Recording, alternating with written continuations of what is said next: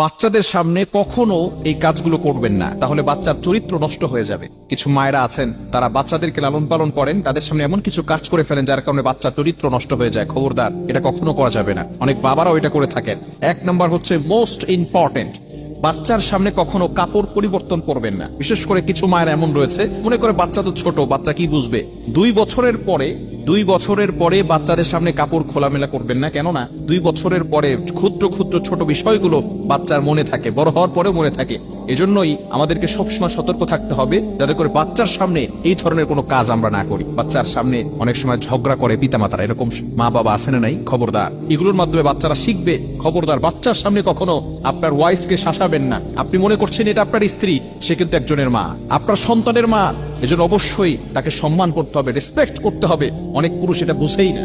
এজন্য বাচ্চার সামনে কখনো মা বাবা ঝগড়া করতে যাবেন না। 2 নাম্বার হচ্ছে, বাচ্চার সামনে কখনো অন্যের সমালোচনা করবেন না, অন্যের গীবত করবেন না। তাহলে বাচ্চার হিংসা বেড়ে যাবে, বিদ্বেষ বেড়ে যাবে, মানুষের প্রতি হিংসা বিদ্বেষ তার ভিতরে থাকবে। এজন্য অবশ্যই অনেক মা বাবা এমন রয়েছে, বাচ্চার সামনে আছে, বাচ্চার সামনেই তারা অন্যের সমালোচনা করে, অন্যের গীবত করে। খবরদার, আল গীবাতু আশাদ্দু মিনাজ জিনা, গীবাত ইজ হার্ডার দ্যান ফরনিকেশন। গীবত হচ্ছে এমন একটা গুনাহ যেটা জেনার থেকেও মারাত্মক গুনাহ। যদি কোনো ব্যক্তি জেনা করে, ব্যভিচার করে, সে ব্যক্তি আল্লাহ তাআলার কাছে তাওবা করলে আল্লাহ তাআলা তার গুনাহ ক্ষমা করে দিতে পারেন অথবা দিবেন। কিন্তু কোনো ব্যক্তি যদি গীবত করে, যার গীবত করা হয়েছে, সে যতক্ষণ পর্যন্ত ক্ষমা না করবে আল্লাহ তাআলা তাকে কখনো ক্ষমা করবে না। এজন্য খবরদার, বাচ্চার সামনে কখনো অন্যের সমালোচনা করবেন না। নাম্বার 3, 3 নাম্বার হচ্ছে, বাচ্চার সামনে কখনো ছোট ছোট আমরা প্রতিশ্রুতি দিয়ে থাকি, মিথ্যা প্রতিশ্রুতি কখনো দিবেন না। বলি যে বাচ্চা, অনেক সময় আমরা এটা বলি, তুমি এটা করো তাহলে তোমাকে একটা সাইকেল কিনে দিব। খবরদার, এই ধরনের মিথ্যা প্রতিশ্রুতি বাচ্চাদেরকে দিবেন না। তাহলে আস্তে আস্তে বাচ্চাও আপনার প্রতি বিশ্বাস হারিয়ে ফেলবে যে বাবা তো এটা বারবার আমাকে বলেছে কিন্তু কখনো কিছু দেয় নাই। আপনার যতটুকু অ্যাবিলিটি আছে ততটুকু আপনার বাচ্চাকে দেওয়ার চেষ্টা করবেন, এবং মিথ্যা প্রতিশ্রুতি দিয়ে বাচ্চাদের বিশ্বাস কখনো নষ্ট করতে যাবেন না।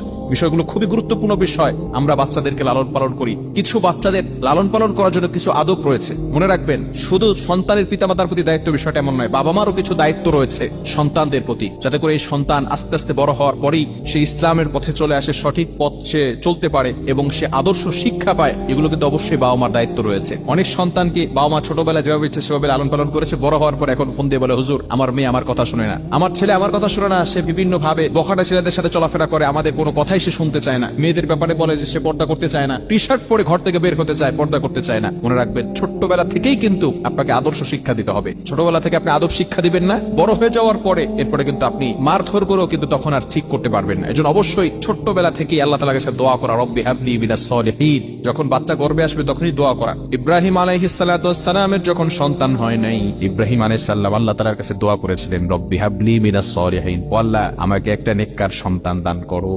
আল্লাহ